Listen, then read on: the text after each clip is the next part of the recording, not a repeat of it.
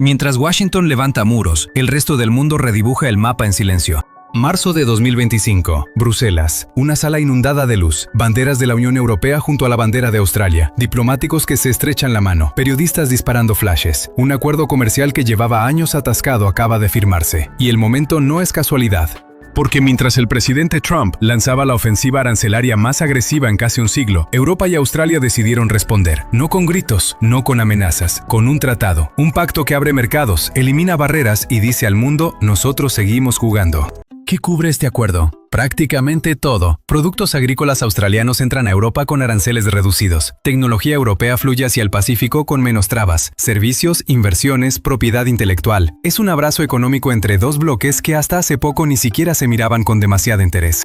Y ese es el punto, porque este acuerdo no nace del cariño, nace del miedo a quedarse fuera, del miedo a un mundo donde la mayor economía del planeta decide cerrarse sobre sí misma.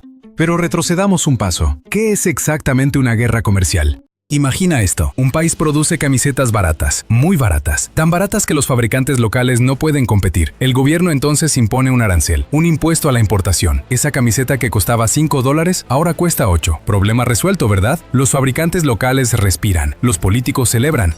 Pero espera, ¿quién puso esos $3 extra? No fue el país que fabricó la camiseta, no fue el gobierno extranjero, fue el importador, la empresa que trajo la camiseta a tu país. Y esa empresa, como cualquier empresa, no va a absorber el golpe en silencio, va a subir el precio. ¿Y quién paga ese precio más alto?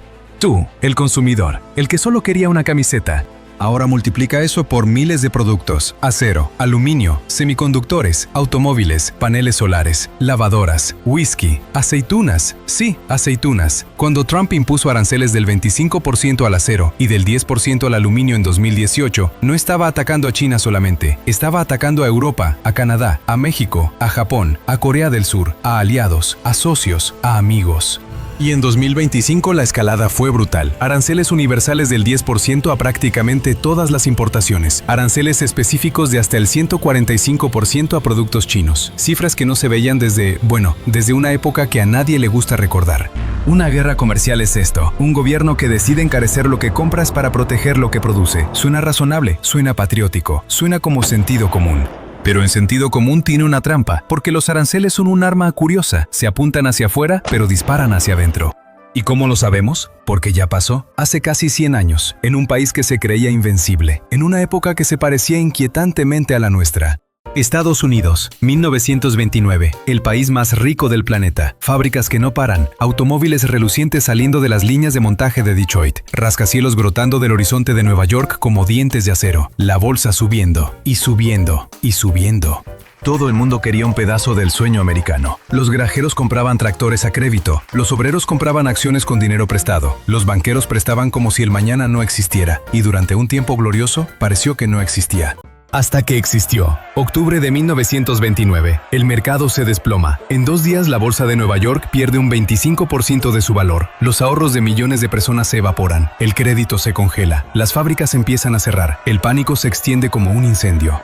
Y entonces, en medio del caos, alguien en Washington tiene una idea brillante. Si la economía se hunde, protejámosla. Cerremos las puertas. Que no entre nada de fuera. Junio de 1930, el presidente Hoover firma la ley de aranceles Smoot-Hawley. Más de 20,000 productos importados reciben aranceles brutales. Algunos suben un 40, un 50, un 60%. Los senadores Reed Smoot y Willis Hawley prometen que esto salvará al agricultor americano, que protegerá al obrero, que devolverá la prosperidad. Más de 1,000 economistas firmaron una carta pública suplicando que no se aprobara la ley. 1,000 economistas. ¿Cuántas veces has visto a 1,000 economistas de acuerdo en algo? Prácticamente nunca, pero esta vez lo estaban y fueron ignorados. ¿Qué pasó después? Exactamente lo que predijeron. Canadá respondió con aranceles propios. Europa hizo lo mismo. Reino Unido levantó barreras. Francia cerró mercados. Italia, España, Argentina, uno tras otro, como fichas de dominó. Cada país intentando protegerse, cada país destruyendo el comercio del vecino. Y el comercio global, ese río de bienes y dinero que conectaba al mundo, se secó. Entre 1929 y 1934, el comercio internacional cayó un 66%, 2/3, desaparecieron. No lentamente, no con elegancia, con la violencia de un derrumbe. Y la Gran Depresión, que podría haber sido una recesión severa pero manejable, se convirtió en el desastre económico más devastador del siglo XX. Fábricas cerradas, colas de pan, familias durmiendo en la calle, niños con hambre en el país más rico de la historia humana. La ley Smoot-Hawley no causó la Gran Depresión, pero la hizo más profunda, más larga y más dolorosa. Convirtió una crisis nacional en una catástrofe global. Demostró algo que los economistas ya sabían, pero los políticos no querían escuchar. Cuando cierras tu mercado, el mundo cierra el suyo. Y aquí es donde la historia deja de ser historia y se convierte en advertencia. Porque en 2025, un presidente estadounidense volvió a imponer aranceles masivos, volvió a prometer que protegerían al trabajador americano, volvió a ignorar las advertencias de los expertos. Las palabras eran diferentes, la música era la misma. Alguien en Washington, al parecer, encontró el manual de 1930 y decidió seguirlo al pie de la letra, solo que esta vez el mundo es más complejo. Las cadenas de suministro cruzan océanos, un teléfono tiene componentes de 30 países, un automóvil viaja por 4 continentes antes de llegar a tu garaje. Entonces, si los aranceles no funcionaron hace 100 años, cuando el comercio era simple, ¿qué ocurre cuando los aplicas a una economía global interconectada hasta el último tornillo? La respuesta es simple, y es brutal. Empecemos por el mito más grande, el mito que se repite en discursos, en titulares, en tweets con mayúsculas. China paga los aranceles, les estamos cobrando miles de millones, ellos pagan, nosotros ganamos. No funciona así, no ha funcionado así nunca.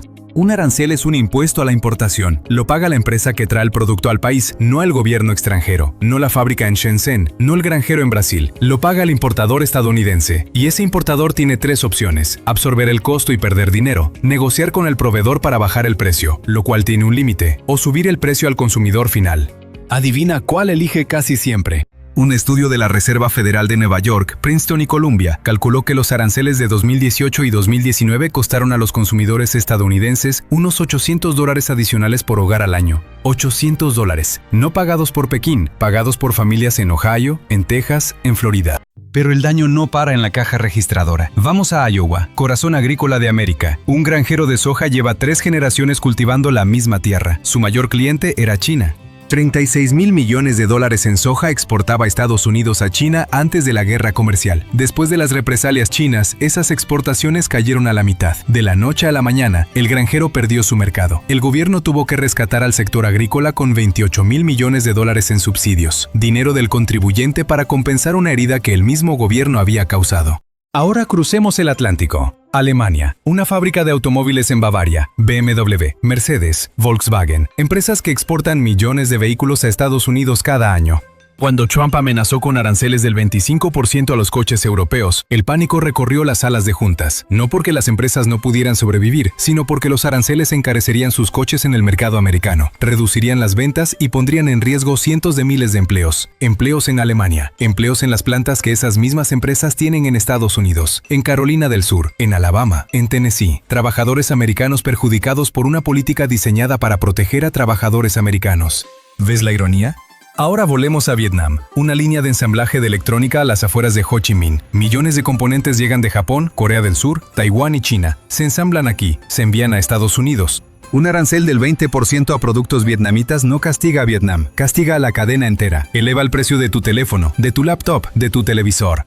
Y hay algo más perverso todavía. Cuando los aranceles encarecen las importaciones, los productores locales pierden el incentivo de competir. ¿Para qué innovar si tu competidor extranjero ya fue eliminado por decreto? ¿Para qué mejorar tu producto si el consumidor no tiene alternativa? El proteccionismo no solo encarece lo que compras, empeora lo que te venden. Cada arancel es una transferencia invisible, del bolsillo del consumidor al bolsillo de una industria protegida, de la eficiencia al estancamiento, de la competencia al privilegio. Y cuando sumas todos esos aranceles, todos esos costos ocultos, todas esas cadenas rotas, lo que obtienes no es protección, es un sistema que castiga a los que menos tienen para beneficiar a los que más gritan.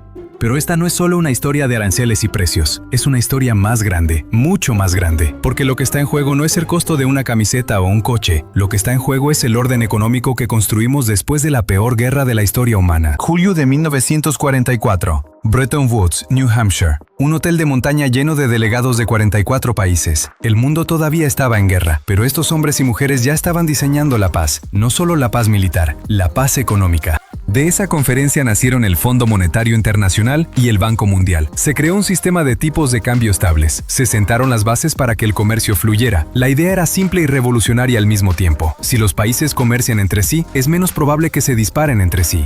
3 años después llegó el GATT, el Acuerdo General sobre Aranceles Aduaneros y Comercio. Ronda tras ronda de negociaciones, los aranceles fueron bajando, las barreras cayendo, el comercio creciendo y con él la prosperidad.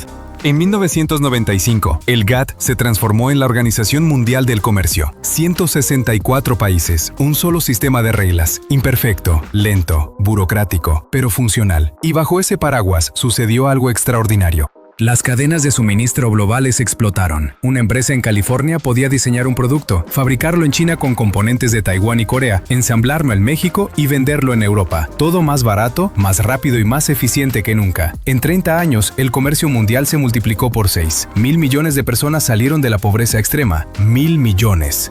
Esa es la globalización, no una teoría, no una ideología, un hecho. El mayor experimento de creación de riqueza de la historia humana. Y ahora pieza por pieza se está agrietando. 2016. Reino Unido vota abandonar la Unión Europea. Brexit. Un terremoto político que nadie esperaba. Los británicos decidieron que la soberanía valía más que el acceso al mercado más grande del mundo.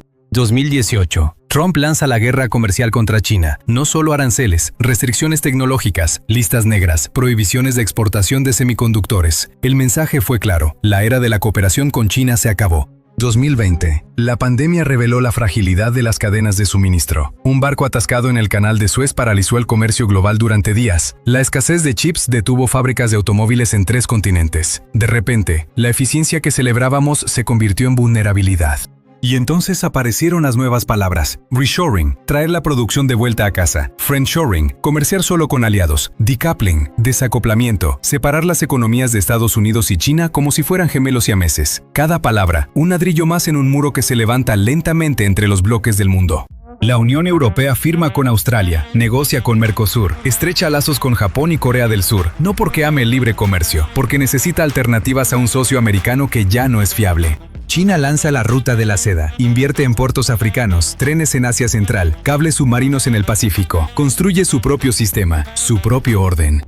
Y Estados Unidos, el país que diseñó la globalización, el país que más se benefició de ella durante décadas, decide que ya no le conviene. ¿Estamos presenciando el fin de la globalización? Quizás no. Quizás lo que estamos presenciando es su mutación. No un mundo cerrado, sino un mundo fragmentado. No una economía global, sino varias economías regionales que compiten entre sí. Bloques, esferas de influencia, algo que se parece menos al siglo XXI y más al siglo XIX.